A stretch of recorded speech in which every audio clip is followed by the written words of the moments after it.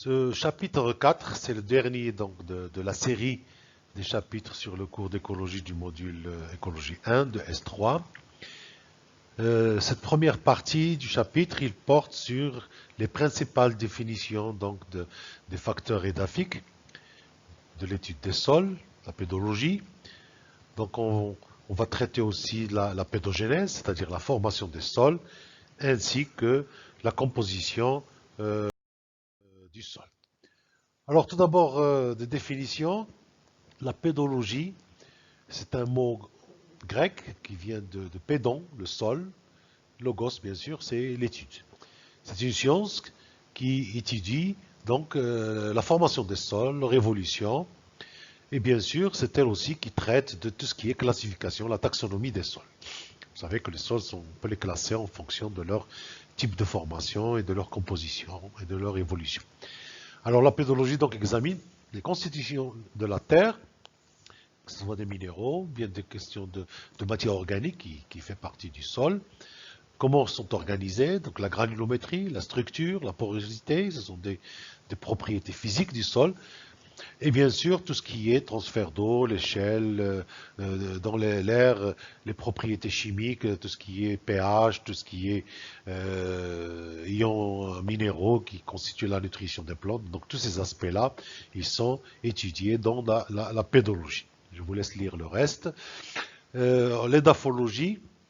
Donc l'édaphologie, c'est aussi une science très proche de la pédologie, si ce n'est pas la même. Elle traite, donc l'édaphos, c'est le sol, donc c'est la science qui étudie le sol. On l'appelle aussi l'agrologie. Donc c'est l'étude des sols en tant qu'habitat naturel, donc il est plus en relation avec les végétaux. Donc il y a tout un aspect agraire dans la chose. Donc la pédologie et la édaphologie sont donc les deux branches de la même science qui est la science des sols. Donc on parle d'une influence édaphique lorsque le sol agit sur les croissances des végétaux dans toutes sortes de biomes, c'est-à-dire les ensembles des êtres vivants à l'échelle planétaire. Alors comment on va définir le sol? Alors le sol, c'est la couche la plus externe, la couche superficielle de la croûte terrestre. Il résulte de l'interaction de deux ensembles essentiels, la roche-mère, bien sûr, la lithosphère et les agents climatiques de l'atmosphère qui vont attaquer cette roche-mère, l'hydrosphère, bien sûr, l'eau, et aussi l'importance des êtres vivants. Donc le sol, il va naître entre ces 3 ou 4 sphères, l'atmosphère, la roche-mère, la lithosphère, la biosphère, les êtres vivants, et bien sûr l'eau qui est un élément important dans ce processus. Il faut noter donc les deux composantes essentiellement minérales qui viennent de la roche-mère et organiques qui viennent de la matière végétale surtout. Les sols, ils naissent, ils commencent par un processus, ou bien plusieurs processus qui sont au nombre de 3. Le premier processus, c'est à partir d'une roche-mère qui provient de la lithosphère, c'est-à-dire l'ensemble des roches de la Terre, c'est l'altération de la roche-mère. Donc ce premier processus, c'est un processus qui va attaquer la roche, il va la transformer d'une roche qui peut être compacte, dure, vers de la terre telle qu'on la connaît. Et ça, on va le voir rapidement dans les diapos qui suivent. Deuxièmement, c'est que cette attaque s'accompagne aussi d'un apport très important de la matière organique qui vient de la biosphère et surtout des végétaux, les arbres, les plantes, etc., qui vont nourrir et alimenter ce sol avec de la matière végétale qui va se décomposer dans ce sol. Et bien sûr, les éléments qui vont être solubilisés dans le sol, soit proviennent de la roche-mère ou bien de la matière organique, ils vont se minéraliser et ils ne vont pas rester stables, ils sont solubles dans l'eau et ils vont évoluer. Ils vont donc soit monter, soit descendre en fonction du mouvement de l'eau. Et c'est comme ça qu'on va avoir la formation des sols. Donc les 3 processus, altération de la roche-mère en premier, suivi d'un enrichissement et suivi d'une migration des éléments solubles. Ces 3 processus, ils sont progressifs, c'est-à-dire les uns après les autres, mais ils sont simultanés à un moment. C'est-à-dire la roche-mère, quand il n'y a pas de végétation dessus, c'est le premier processus qui commence. Puis après, dès qu'il y a de la végétation qui s'installe, c'est le deuxième processus. Et après, quand il y a des éléments solubles, ils vont permettre l'installation du troisième processus. Alors un sol, il est différencié essentiellement lorsqu'il y a de la vie, c'est la présence de la vie des êtres vivants, tel qu'on va le voir par la suite. Voilà un schéma qui synthétise un petit peu tout ce que je viens de dire. Donc la biosphère, c'est l'ensemble des êtres vivants. Il constitue donc un élément qui est en relation avec l'atmosphère. Donc c'est le climat qui va déterminer le type de végétation, le type d'animaux. Et ces êtres vivants, que ce soit végétaux ou animaux, ils vont soit à l'échelle de leur existence, comme les arbres, ils vont perdre leurs feuilles qui vont être envoyées vers le sol, ou bien les animaux, quand ils vont mourir, leur cadavre va aller vers le sol. Et c'est là où vous allez avoir une décomposition de cette matière organique.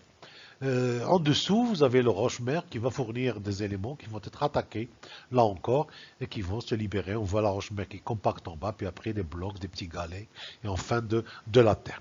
Donc, à droite, vous avez deux flèches. Une flèche qui va vers le bas, c'est la concentration en matière minérale.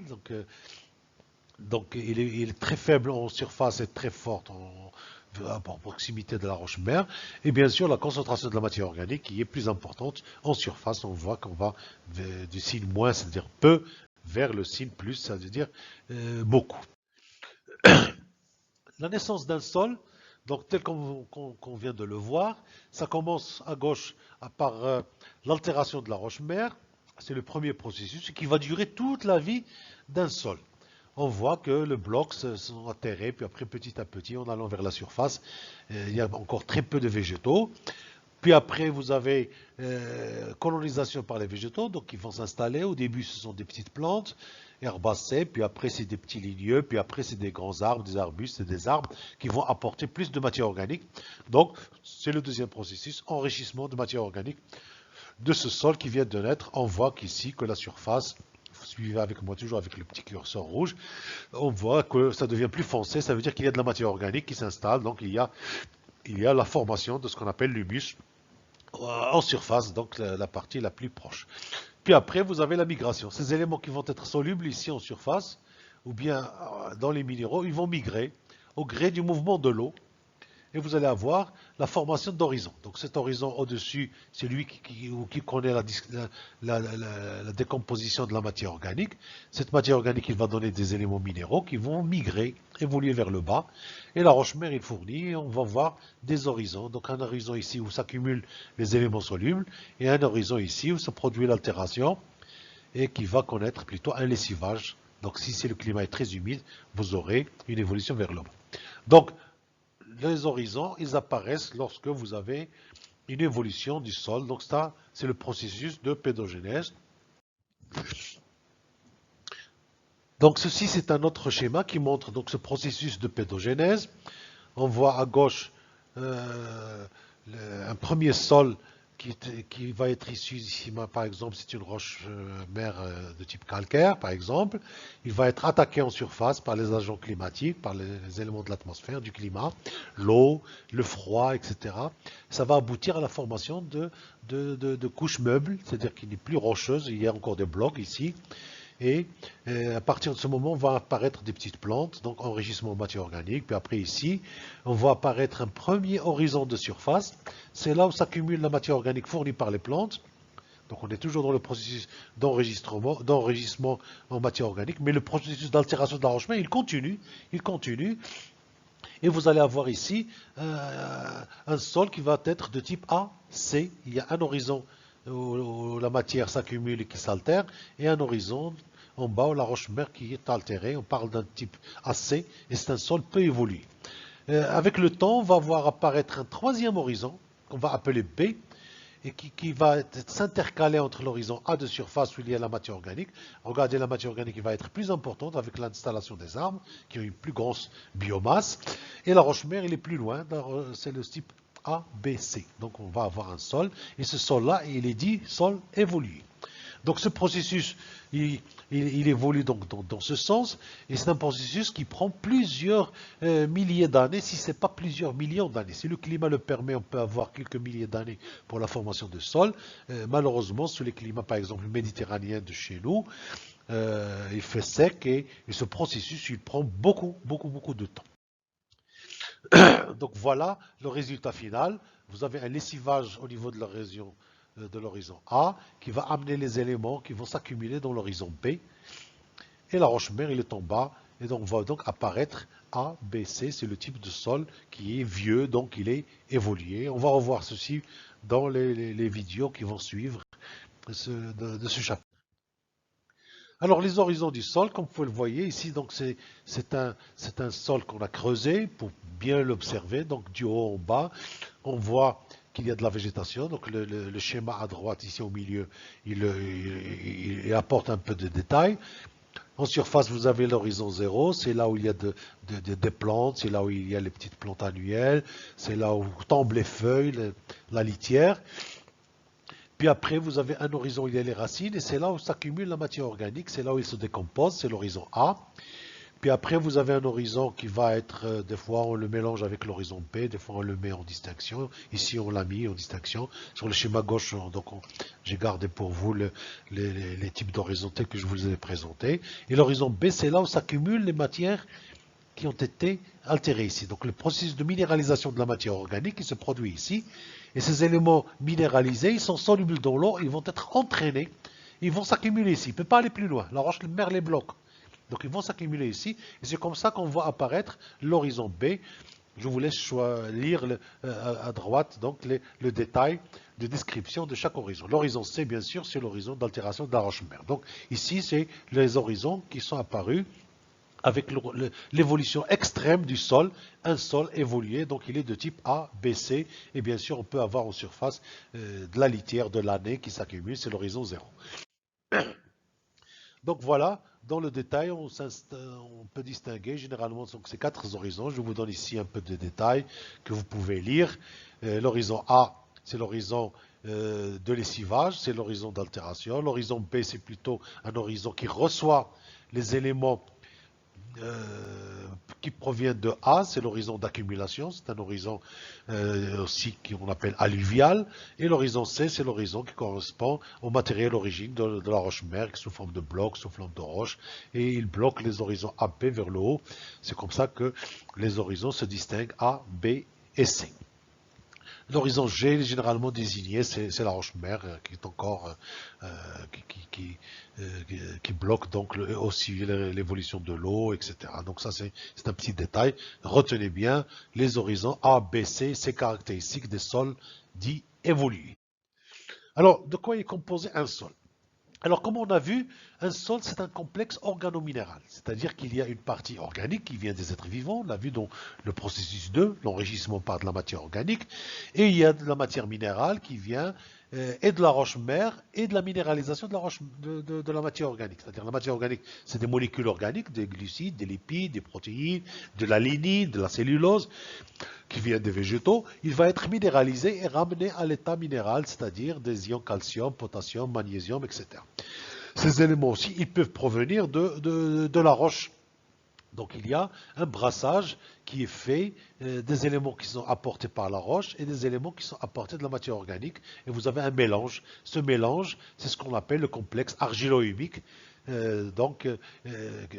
lequel il est assuré par l'activité des plantes et l'activité des micro-organismes du sol. Alors la composition du sol, donc, il est essentiellement composé de matière minérale à 49% ici. Voilà le curseur, 49%, de l'eau, la fraction liquide, donc il y a de l'eau dans le sol, il y a une fraction gazeuse, il y a de l'air qui compose de 22%, l'eau il est 26% en gérant, et la matière organique qui est à peu près de 3%, donc, mais il est très importante pour la vie et pour la formation du sol. Alors le sol, donc il y a une fraction minérale, ce sont des éléments plus ou moins grossiers, qui sont de la roche-mère, c'est des blocs, des galets, des roches. Puis vous avez des éléments dits colloïdaux. Les éléments colloïdaux, ce sont des particules plus fines, d'un diamètre qui est inférieur à 2 microns.